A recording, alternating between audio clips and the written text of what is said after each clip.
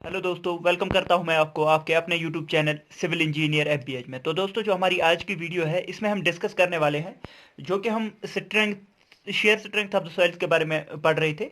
तो यहाँ पर तीन जो है टेस्ट है जिनके बारे में आपसे जो है ऑब्जेक्टिव पूछा जा सकता है।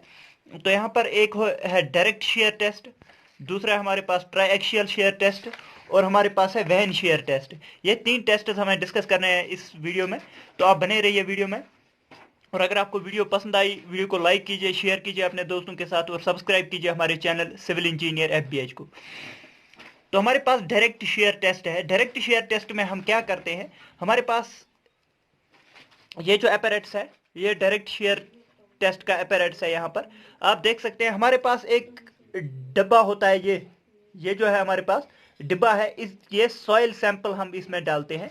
ये स्क्वायर शेप का एक डिब्बा होता है। इसका जो हमारे पास डायमेंशन होता है वो 60 mm इंटू 60 mm का ये डिब्बा होता है। हमारे पास सॉइल सैंपल हमने इसमें भर दिया, लेकिन ये जो सॉइल सैंपल इस डब्बे में हम भर देते हैं ये जो है ये यहाँ पर स्प्लिट किया होता है। यहाँ पर ये ऊपर वाला अलग है और नीचे वाला अलग है। तो हम क्या करते हैं, हमने जब इसमें सॉइल सैंपल डाल दिया तो हम एक तो यहां से नॉर्मल लोड लगाते हैं।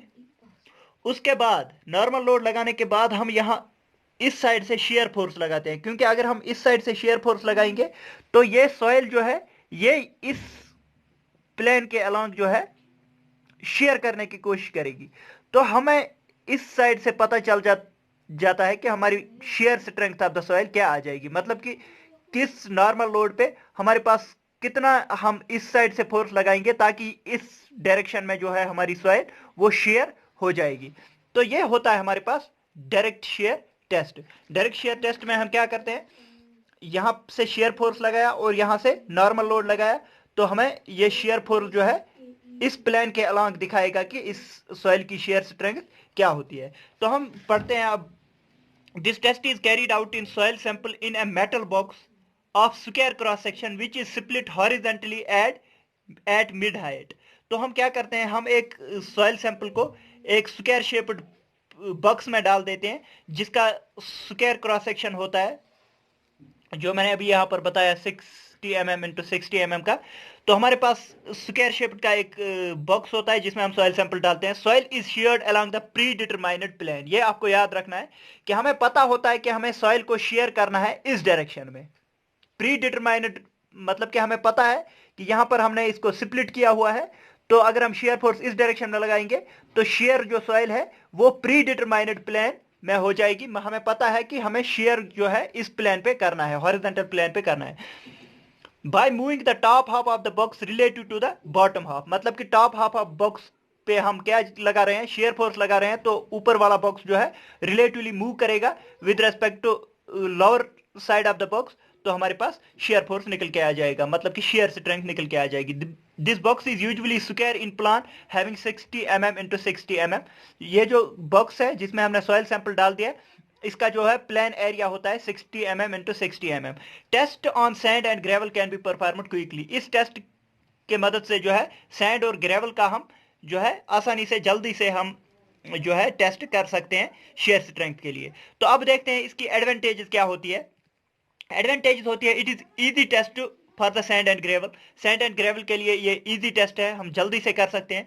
Large samples can be tested on large share boxes. अगर हम शेयर बॉक्स को इंक्रीज करेंगे तो शेयर बॉक्स अगर हम बड़ा लगाएंगे तो हम जो है लार्ज सैंपल्स पे भी टेस्ट कर सकते हैं, क्योंकि जो हमारे पास स्मॉल सैंपल्स होते हैं गिव मिसलीडिंग रिजल्ट। अगर हम छोटा सैंपल लेंगे तो उसकी वजह से हमारे रिजल्ट जो है वो मिसलीडिंग भी हो सकते हैं, क्योंकि शेयर स्ट्रेंथ कम भी दिखा सकता है अगर हम सॉइल सैंपल छोटा लेंगे। लेकिन अगर हम बड़ा सॉइल सैंपल लेंगे तो उसके लिए हमें शेयर स्ट्रेंथ की जो रिलेटिवली है वो अच्छी वैल्यू मिल सकती है। तो यहां पर हम अगर हम बॉक्स बड़ा लेंगे तो हमारे पास जो है हम लार्ज सॉइल सैंपल पे भी टेस्ट कर सकते हैं। Sample can be shared along the predetermined plane. तो हमें जो है अगर किसी सॉइल सैंपल का हमें इसी डायरेक्शन में जो है शेयर स्ट्रेंथ देखनी है तो हम जो है प्री डिटरमाइंड प्लान से उसको शेयर आप कर सकते हैं। फॉर एग्जांपल हमें किसी सॉइल का पता है कि इसका एक डायरेक्शन वीक है, तो हमें उसी डायरेक्शन में हम जो है लगाएंगे सॉइल को। तो फिर उसी डायरेक्शन में शेयर करने की कोशिश करेंगे, तो हमें पता चल जाएगा कि जो लोएस्ट सबसे कम स्ट्रेंथ वाला प्लेन है इसमें शेयर स्ट्रेंथ कितनी दे रही है हमारी सॉइल। लेकिन अब देखते हैं डिसएडवांटेजेस। डिसएडवांटेज होता है failure plane is always horizontal. हम हमेशा फेलियर प्लेन जो है वो हॉरिजॉन्टल में रखते हैं, जो मैंने यहां पर दिखाया हॉरिजॉन्टल में रखते हैं, लेकिन हॉरिजॉन्टल प्लेन ही हमेशा किसी सॉइल का जो है वो वीकेस्ट प्लेन नहीं होता है, क्योंकि प्लेन तो कोई भी, वर्टिकल प्लेन भी जो है वीक हो सकता है और हॉरिजॉन्टल प्लेन भी वीक हो सकता है। इसीलिए जो है हमेशा हमें हॉरिजॉन्टल प्लेन ही यहां पर देखना होता है कि उसकी शेयर स्ट्रेंथ क्या है। किसी सॉइल में जो है वर्टिकल प्लेन भी वीकेस्ट हो सकता है। No provision for measuring the pore water pressure.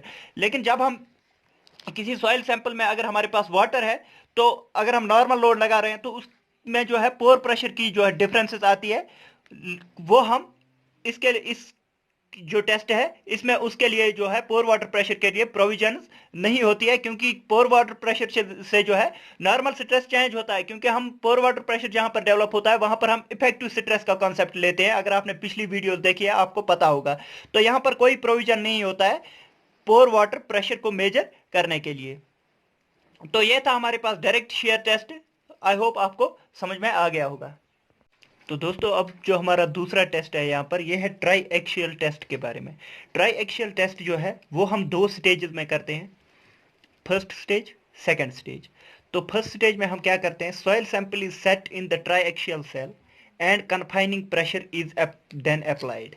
मतलब क्या हुआ इसका कि हमारे पास ये जो टेस्ट एपरेट्स है, यहाँ पर हम सॉइल सैंपल को रखते हैं। इसके बाद हमारे पास ये सेल होती है, इसे हम सेल कहते हैं, ये जो बाहर वाला है इसे हम सेल कहते हैं। सेल में हम सेल प्रेशर लगाते हैं, इसमें वाटर भरा हुआ होता है तो सेल प्रेशर लगाते हैं। सेल प्रेशर जो है वो हर एक साइड से लगता है, मतलब इस साइड से भी लगेगा, इस साइड से भी लगेगा, यहाँ से भी लगेगा और यहाँ से भी लगेगा। तो सेल प्रेशर जो है वो सॉइल सैंपल पे हर एक साइड से लगेगा। पहले हम क्या करते हैं, सॉइल सैंपल को सैंपलर में रख दिया और फिर हम सेल प्रेशर लगाते हैं। तो दूसरा स्टेज जो होता है, in this stage additional axial stress also called as deviator stress is applied which induces shear stress in the soil sample। फिर हम क्या करते हैं, फिर हम जब हमने पहले सॉइल सैंपल इसमें भर दिया फिर हम सेल प्रेशर लगाते हैं, तो ये आपको पता हुआ। इसके बाद दूसरे स्टेज में हम क्या करते हैं, हम एक्शियल लोड लगाते हैं, ऊपर से एक्शियल लोड लगाते हैं इस सॉइल सैंपल पे। ये जो एक्शियल लोड है ये वर्टिकल साइड में ही लगेगा, सिर्फ और सिर्फ वर्टिकल साइड में लगेगा। तो इसकी वजह से जो है इस सॉइल सैंपल में हमारे पास शेयर स्ट्रेसेस डेवलप होते हैं। The axial stress is continuously increased until the sample fails. मतलब क्या हुआ इसमें, ये एक्शियल स्ट्रेस हमें तब तक इंक्रीज करना होता है जब तक ये सॉइल जो है किसी डायरेक्शन में फेल नहीं कर जाती है। तो ये है इस टेस्ट का जो प्रोसीजर है, यही है। पहली स्टेज में हम सेल प्रेशर इंक्रीज करते हैं जो हर एक साइड से लगेगा सॉइल सैंपल पे, और दूसरी स्टेज में हम डिविएटर स्ट्रेस लगाते हैं जो कि एक्शियल लोड हम लगाते हैं। तो ये लगाते हैं हम वर्टिकल डायरेक्शन में। तो ये तब तक लगाते हैं जब तक हमारा सॉइल सैंपल जो है वो फेल नहीं कर जाता है। तो अब ये जो टेस्ट है, इस टेस्ट में यहाँ पर आप देख सकते, तो ये जो रॉड जैसी लगी है यहाँ से, इनसे हम जो है ड्रेनेज को एलो कर सकते हैं, इनसे हम ड्रेनेज को एलो कर सकते हैं या फिर एलो भी नहीं कर सकते हैं। तो इसके लिए हमारे पास ये ड्रेनेज हम एलो करेंगे या नहीं करेंगे, तो किस स्टेज में करेंगे और किस स्टेज में नहीं करेंगे, इसके बेसिस पे हमारे पास ये जो टेस्ट है ये कुछ डिफरेंट टाइप से 3 तरीकों से किया जाता है। तो उसके लिए हम इन टाइप्स ऑफ टेस्ट के बारे में डिस्कस करेंगे कि ड्रेनेज एलो करते हैं या नहीं करते हैं। इस बेसिस पे हम हमारे पास जो टेस्ट है इनको तीन स्टेज में क्लासिफाई किया गया है। तो पहला टाइप ऑफ टेस्ट है यूयू टेस्ट, मतलब undrained unconsolidated test. Undrained unconsolidated test. तो ये जो अनड्रेन्ड अनकंसोलिडेटेड टेस्ट है, इसमें हम क्या करते हैं, पहले स्टेज में cell pressure is applied without allowing drainage. तो जब हम पहले स्टेज में सेल प्रेशर इंक्रीज करेंगे उस वक्त भी ड्रेनेज को बंद रखेंगे, मतलब कि यहां पर इसको बंद रखेंगे, ये जो है ड्रेनेज यहां से भी बंद रखेंगे और यहां से भी बंद रखेंगे, ड्रेनेज को होने नहीं देंगे। अनड्रेनड मतलब कि ड्रेनेज नहीं होने देंगे, unconsolidated the keeping cell pressure at constant and deviator stress is increased till the failure without drainage, मतलब कि जब हम डीविएटर स्ट्रेस को भी इंक्रीज करेंगे उस वक्त भी ड्रेनेज नहीं होने देंगे, मतलब कि ड्रेनेज दोनों स्टेज में, स्टेज 1 में भी नहीं होने देंगे सेल प्रेशर वाली स्टेज में भी, और डीविएटर स्ट्रेस में भी जब वर्टिकल स्ट्रेस हम लगाते हैं उस वक्त भी ड्रेनेज जो है नहीं होने देंगे। उसी को कहते हैं अनड्रेनड एंड अनकंसोलिडेटेड टेस्ट, मतलब कि दोनों स्टेजेस में हम जो है ड्रेनेज को अलो नहीं करेंगे, तो उसी कहते हैं यूयू टेस्ट या फिर अनड्रेनड अनकंसोलिडेटेड टेस्ट। ये आपको डायरेक्टली ऑब्जेक्टिव में पूछा जाता है कि अनड्रेनड और अनड्रेनड अनकंसोलिडेटेड टेस्ट क्या होता है, मतलब कि उसमें ड्रेनेज हम दोनों स्टेज में नहीं अलो करते हैं, सेल प्रेशर लगाने के टाइम भी हम ड्रेनेज को अलो नहीं करते हैं, और जो हमारे पास डीविएटर स्ट्रेस है वो लगाने के टाइम भी हम जो है ड्रेनेज को अलो नहीं करते हैं। ये जो टेस्ट है इसको हम सिर्फ 15 मिनट में परफॉर्म कर सकते हैं, ये क्विकेस्ट टेस्ट होता है अनड्रेनड अनकंसोलिडेटेड टेस्ट। अब आ जाते हैं consolidated undrained test, consolidated undrained test, consolidated CU test या फिर कंसोलिडेटेड अनड्रेनड टेस्ट। इसमें हम क्या करते हैं, in this drainage is allowed during cell pressure, मतलब कि जो हमारे पास सेल प्रेशर जो फर्स्ट स्टेज था, फर्स्ट से सेल प्रेशर वाला स्टेज, उस वक्त जो है ड्रेनेज को अलो कर सकते हैं, ड्रेनेज इज अलाउड। यहां पर आप देख सकते हैं ड्रेनेज इज अलाउड, मतलब कि ड्रेनेज फर्स्ट स्टेज में सेल प्रेशर के स्टेज में हम अलो करते हैं, और during deviator stress drainage is not allowed, मतलब कि जब हम एक्शियल स्ट्रेस लगाते हैं या फिर डीविएटर स्ट्रेस जिसको हम कहते हैं, एक्शियल स्ट्रेस को ही डीविएटर स्ट्रेस कहते हैं, मतलब कि दूसरी स्टेज में जब हम एक्शियल लोड लगाते हैं या फिर डीविएटर स्ट्रेस लगाते हैं उस वक्त जो है ड्रेनेज इज नॉट अलाउड, मतलब कि जो हमारे पास सेल प्रेशर के टाइम है वहां पर ड्रेनेज अलो करते हैं, और डीविएटर स्ट्रेस के टाइम ड्रेनेज को अलो नहीं कर सकते हैं, तो इसको हम कहते हैं कंसोलिडेटेड अनड्रेनड टेस्ट। ये जो टेस्ट है फर्स्ट स्टेज में 24 आवर्स लगते हैं और सेकंड स्टेज में हमारे पास 2 आवर्स लगते हैं, तो हमारे पास ये टेस्ट कंप्लीट होता है। नेक्स्ट आ जाते हैं, सीधा ऑब्जेक्टिव में पूछा जाता है कि अनकंसोलिडेटेड अनड्रेन्ड टेस्ट क्या होता है, कंसोलिडेटेड अनड्रेन्ड टेस्ट क्या होता है, और नेक्स्ट आ जाते हैं हमारे पास कंसोलिडेटेड ड्रेनेड टेस्ट। कंसोलिडेटेड ड्रेनेड टेस्ट मतलब दोनों जो है दोनों स्टेज में, पहले स्टेज में भी ड्रेनेज अलाउड है और दूसरे स्टेज में भी ड्रेनेज जो है अलाउड है। Drainage is allowed in both the stages, both during cell pressure वाली स्टेज में भी ड्रेनेज को अलाउ करते हैं, मतलब कि पानी को बाहर निकलने देते हैं, और डीविएटर स्ट्रेस के टाइम भी हम ड्रेनेज को अलाउ करते हैं, उसे कहते हैं कंसोलिडेटेड ड्रेन टेस्ट, मतलब ड्रेनेज जो है दोनों स्टेज में अलाउ करते हैं। तो अभी आपने देखा 3 टाइप के टेस्ट है हमारे पास, अनड्रेनेड अनकंसोलिडेटेड टेस्ट, मतलब कि ड्रेनेज जो है ये जो है अनकंसोलिडेटेड अनड्रेनेड टेस्ट जो है इसमें हम दोनों स्टेज में जो है ड्रेनेज को अलाउ नहीं करते। कंसोलिडेटेड अनड्रेनेड टेस्ट मतलब कि पहले सेल प्रेशर के स्टेज में हम ड्रेनेज को अलाउ करते हैं और डीविएटर स्ट्रेस के टाइम जो है ड्रेनेज को अलाउ नहीं करते हैं। और हमारे पास नेक्स्ट आ जाता है कंसोलिडेटेड ड्रेनेज टेस्ट, जिसमें हम ड्रेनेज दोनों डायरेक्शन में अलाउ करते हैं, दोनों स्टेज पे अलाउ कर सकते हैं। Rate of loading is slow enough to ensure that no excess pore water pressure develops, मतलब लोडिंग जो है वर्टिकल एक्शियल लोड या डीविएटर स्ट्रेस जो है वो हम आराम से लगाते हैं ताकि जो है सॉइल में पोर वाटर प्रेशर डेवलप न हो। It takes the longest time, ये जो है ये टेस्ट ये सबसे ज्यादा टाइम लेता है, मतलब कि कंसोलिडेटेड ड्रेन टेस्ट जो है इसमें सबसे ज्यादा टाइम लगता है। अब यहां पर आप देख सकते हैं, आपको मैंने एक फार्मूला बताया था कब, sigma 1 is equal to sigma 3 10 square 45 plus 5/2 plus 2c 10 of 45 plus 5/2। तो ये मैंने आपको फार्मूला बताया था। यहां पर ये जो सिग्मा 1 है इसे हम कहते हैं major principal stress, major principal stress कहते हैं। और नेक्स्ट होता है सिग्मा 2 सिग्मा 3 जिसे हम माइनर प्रिंसिपल स्ट्रेस कहेंगे, minor principal stress. Major principal stress जो है वो होता है हमारे पास जो सबसे ज्यादा स्ट्रेस लगेगा, जिस डायरेक्शन में हमारे पास सबसे ज्यादा लोड लगेगा और माइनर प्रिंसिपल स्ट्रेस जो होता है वो हमारे पास होता है जिस डायरेक्शन में हमें मिनिमम जो है प्रिंसिपल स्ट्रेस लगेगा। अब हमारे पास जो ये जो सॉइल सैंपल है यहां पर आप देख सकते हैं, अब अगर आप ये सॉइल सैंपल देखेंगे तो यहां पर ये इस डायरेक्शन में जो है सिर्फ और सिर्फ सेल प्रेशर लगता है जो हम पहले स्टेज में लगाते हैं। तो सिग्मा 3 जो है हमारे पास वो आ जाएगा सेल प्रेशर के बराबर, सेल प्रेशर के बराबर। आई होप आपको समझ में आ रहा होगा। और सिग्मा 1 जो है इस डायरेक्शन में, क्योंकि हम डिविएटर स्ट्रेस भी लगा रहे हैं और सेल प्रेशर हर डायरेक्शन में लगता है, तो हमारे पास जो है सिग्मा 1 की वैल्यू आ जाएगी deviator stress plus cell pressure.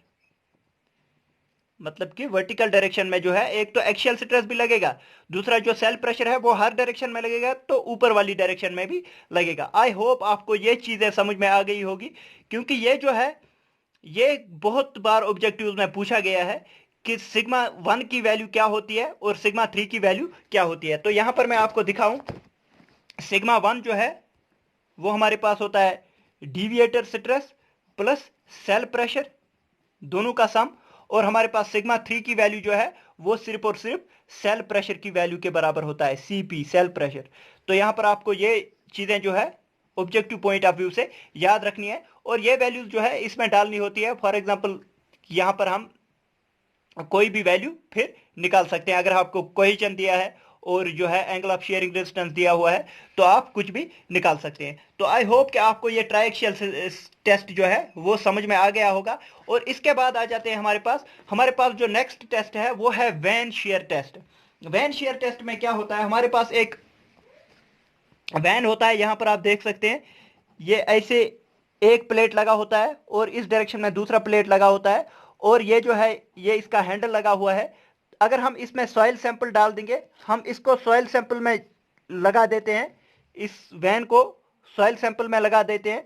Height of van होती है h और डायमीटर ऑफ वैन होती है ये एक की डायमीटर d के इक्वल होती है। तो हम क्या करते हैं, हमने जब इसको सॉइल में भर दिया तो फिर यहां पर ऐसे टॉर्क लगाते हैं, तो इसको मूव करवाने की कोशिश करते हैं। मतलब सॉइल में भर दिया इसको तो फिर हम इसको रोटेट करने की कोशिश करते हैं, ऐसे मूव करने की कोशिश करते हैं, तो टॉर्क टी हम लगाते हैं। तो उसकी वजह से जो है इस सॉइल में जो है फेल कर जाती है अंडर शेयर स्ट्रेस। तो ये जो है ये कोहेसिव सॉइल्स के लिए हम यूज करते हैं। फॉर एग्जांपल क्लेज के लिए ज्यादा हम यूज करते हैं, ये जो टेस्ट है क्लेज के लिए ज्यादा यूज होता है। Vane is pushed into the soil and twisted up to the soil failure. मतलब क्या है, वैन को हम सॉइल के अंदर भर देते हैं, भर दिया सॉइल के अंदर और ट्विस्ट करते हैं, मतलब टॉर्क लगाते हैं और फिर उसको रोटेट करने की कोशिश करते हैं up to the soil failure, तब तक जब तक सॉइल फेल न कर जाए। नेक्स्ट है failure is decided on the basis of torque required. तो फेलियर जो है वो डिसाइड किस बेसिस पे होता है कि हमारे पास जो है टॉर्क कितना लगा है। Maximum torque applied corresponds to the shearing resistance. Maximum torque होता है हमारे पास शेयरिंग रेजिस्टेंस के इक्वल। From vane shear test liquid limit can also be determine. तो इस टेस्ट से हम लिक्विड लिमिट भी डिटरमाइन कर सकते हैं। ये ऑब्जेक्टिव में पूछा जा सकता है ये क्वेश्चन कि लिक्विड लिमिट की वजह से हम लिक्विड लिमिट हम वैन शेयर टेस्ट से डिटरमाइन कर सकते हैं या नहीं कर सकते हैं, तो ये आपको याद रखना है। नेक्स्ट आ जाते हैं, if the vane is pushed till complete depth. मतलब क्या है इसका, अगर ये पूरी हाइट जो है इसको पूरा हम सॉइल के अंदर भर देंगे तो उसके लिए हमारे पास जो है शेयरिंग स्ट्रेंथ की वैल्यू होती है, सी की वैल्यू होती है T torque upon pi D square. Pi D square हो गया इसका डायमीटर, ये जो मैंने आपको दिखाया है, h/2 प्लस d/6। h/2 हो गया हाइट बाई 2 प्लस d/6 हो गया डायमीटर बाई 6। तो अगर ये कंप्लीट डेप्थ तक हमने सॉइल के अंदर भर दिया है। नेक्स्ट आ जाते हैं, if the vane is pushed to the depth h। अगर हम वैन को पुश करेंगे डेप्थ h तक तो हमारे पास शेयर स्ट्रेंथ की वैल्यू आ जाएगी torque upon pi D square h/2 plus d/12। तो यहां पर d/6 है, अगर हम कंप्लीट डेप्थ तक इसको सॉइल में भर देंगे तो d/6, और अगर हम पुश करेंगे अप टू हाइट h तो उसके लिए हम वही हाइट लेते हैं और डायमीटर बाय 12 लेते हैं। यहां पर ये फार्मूले आपको जो है याद रखने पड़ेंगे। तो इसके बाद आ जाता है एक और चीज आ जाती है हमारे पास। इस वैन शेयर टेस्ट से हम सेंसिटिविटी भी निकाल सकते हैं, क्योंकि हमारे पास सेंसिटिविटी का फार्मूला होता है क्यो अनडिस्टर्ब्ड अपॉन क्यो रिमोल्डेड। क्यो रिमोल्डेड मतलब shear strength of undisturbed soil and shear strength of remoulded soil. तो उसको हम जो है यूज कर सकते हैं T1 upon pi D square into h/2/d/6 h/2 plus d/6 upon T2। अगर हम रिमोल्डेड सॉइल के लिए T2 लेंगे तो पाई D square h/2 plus d/6। तो हमारे पास ये और ये कैंसल आउट हो जाएगा। तो सेंसिटिविटी की वैल्यू जो है वो हम रेशियो ऑफ टॉर्क्स भी ले सकते हैं। तो यहाँ पर आपको आई होप कि ये चीज़ भी आपको समझ में आ गई होगी कि सेंसिटिविटी भी हम निकाल सकते हैं रेशियो ऑफ टॉर्क्स के बराबर हमारे पास होता है। अगर हम क्यो अनडिस्टर्ब्ड के लिए T1 है, क्यो रिमोल्डेड के लिए जो है हमारे पास T2 टॉर्क लग रहा है, तो हम जो है सेंसिटिविटी की वैल्यू भी निकाल सकते हैं। तो दोस्तों आई होप आपको ये तीनों टेस्ट जो है अच्छी तरह समझ में आ गए होंगे। थैंक यू दोस्तों, thank you for watching the video.